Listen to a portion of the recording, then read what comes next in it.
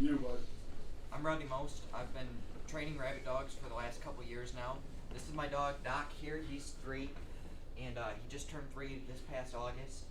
But I've trained him all myself to hunt rabbits, and today I'm going to teach you guys how to properly run them and what equipment you need and how to look after the dog. The first thing is to actually get the dog trained. You can buy rabbit scent at a lot of different training facilities and stuff like that. And I put it on just a little stuffed rabbit like this, and it's something that gets them used to playing with it and what it smells like as soon as I got him. And afterwards, I took him to a little department store and I got 3 or 4 domestic rabbits. And because they're domestic, they're not scared of anything. They're not going to run away. And I got him used to playing with the live ones once I knew that he wasn't going to try to kill them. But Doc here doesn't have a killer instinct at all, so he just hangs out with them. But afterwards, I got that.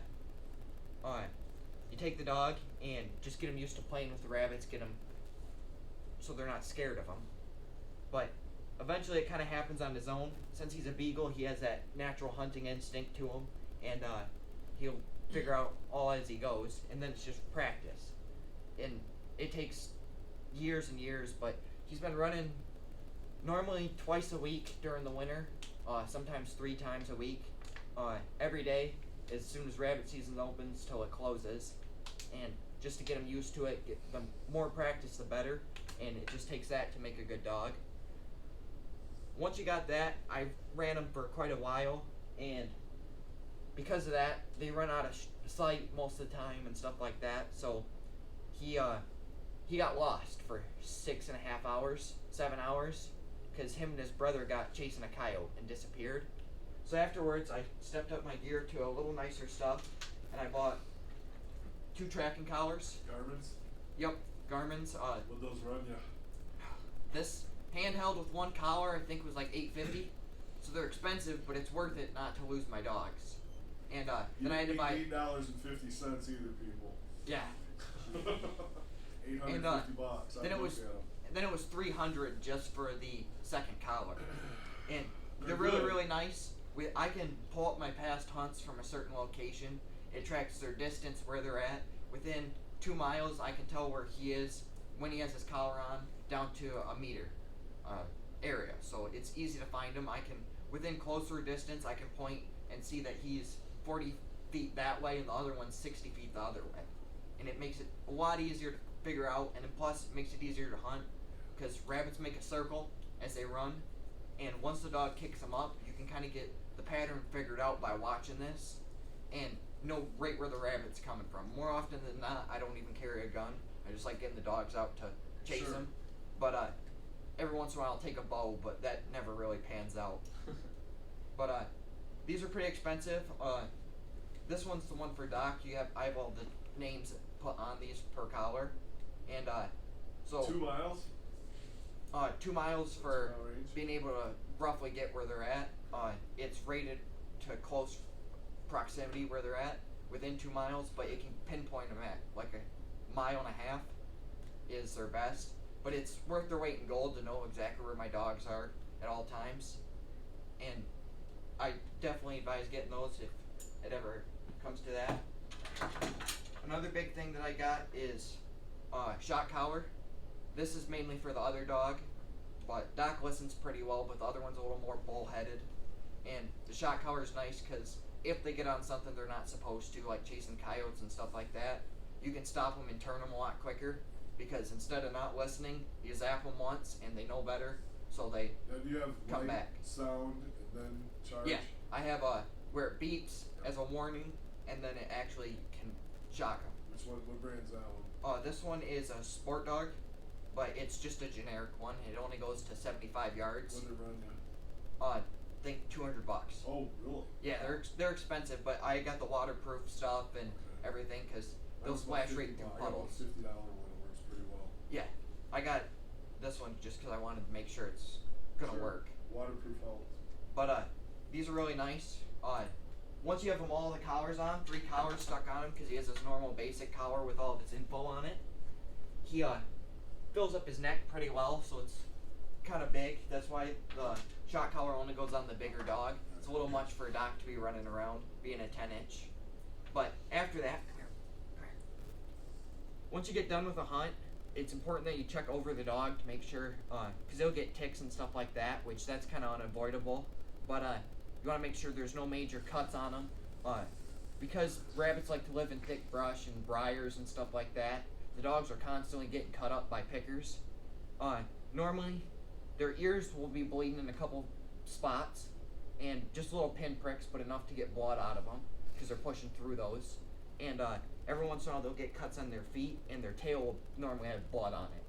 But for them, it's nothing. I've seen Doc here push through stuff that I wouldn't dream of even getting close to. They don't care. Yeah. It's just part of the game. And so normally, once they get back to the truck and you get them calmed down, I always carry water with me and stuff, so that way it's normally heated, so they get to warm back up after being out in the cold. What do you do with the cuts? How do you deal with them? As long as they're nothing bad, you just kind of leave them. Okay. If it's something serious, I have some spray and some anti cream and stuff like that you put it on, so it doesn't get bacteria in there. Antibiotics. Just less You ever chance that use, it gets infected. Super glue? Never had to. I know people that have, but these guys haven't got cut bad enough to come here, Doc. Come here. To need it. But you'll take them back to the truck once they get it started, and I normally start from their head to their tail, and you check over the ears, make sure there's no major splits, and there's normally quite a few little pin pricks, but nothing too bad. And then you'll start on each of their paws, especially in the winter when it's very, very cold. They actually make boots for the dogs, so that way their feet don't get cut open on the ice and it's not as cold with them. But you'll check over their paws, check inside, make sure there's no ticks in their paws, because that's a really bad place for them to be, and that they're not cut open too bad, because the ice tends to cut these guys up pretty good if they're not careful. And then once you move back, you check behind their front shoulders, because that's where you'll find ticks a lot of the times, and all you deal with that is to put Vaseline on them, and it kills them, and then they fall off on their own. I actually did that this morning for him, because he had one under his collar. But and then you go down towards their back hips. Normally those will have cuts on them all through the front, because that's where they're kicking through as they go, but it's normally nothing too serious. But the worst is where they get cut is on the tip of their tail, because they're constantly wagging it back and forth. They hit everything that's there, and it's hard to check those. You got to dig down deep in the fur to actually find the specific spot where he's cut, and just to make sure it's not a big gash. They wag it and it sprays blood. Yeah, they do that quite a bit. Everywhere. But and they get it where they're tough. They don't really feel it. It doesn't hurt them at all. It's just checking up on them to make sure it's nothing serious. But after that, take them home. I always get them hot food and hot water. Enough that you can touch it and it's not going to burn you, but something to warm them up, get them back up to temperature, because most of the time they're running in 30 degrees or less, and it gets them out there and they get used to warming right back up, and then they're not cold trying to build back up on their own. But then it's just keep repeating until eventually they know how to chase rabbits. Doc here, once you shoot a rabbit, if it's wounded, he doesn't bother it at all. He just stands there. But if it's a dead rabbit, you got to beat him to the rabbit, because he'll start taking pieces from it. Because once it's dead, then he thinks it's his, and it's something I've yet to break him of. But I've had rabbits where I go to get them and they're missing ears or legs and stuff like that, because he just starts eating on them before I get the chance to stop him. The other one doesn't do it near as much. He just stands there because he doesn't know what to do with them once he's caught them. But Doc here has a hard time in deep snow. Being a 10-inch, beagles are rated by their height, and he's a 10-inch beagle, which means he's not very tall. My other one was supposed to be a 16, which is just bigger, but he's actually 20 inches tall. He's a huge beagle. Doc can stand underneath him and look up.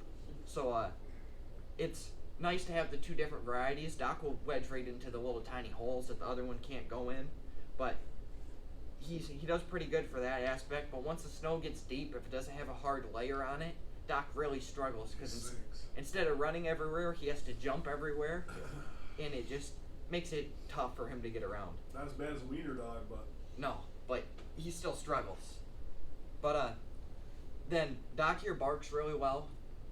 Most beagles do because they're loud, but my one won't bark unless he knows it's a fresh rabbit and that he's on to the right track. Doc here barks non-stop most of the time.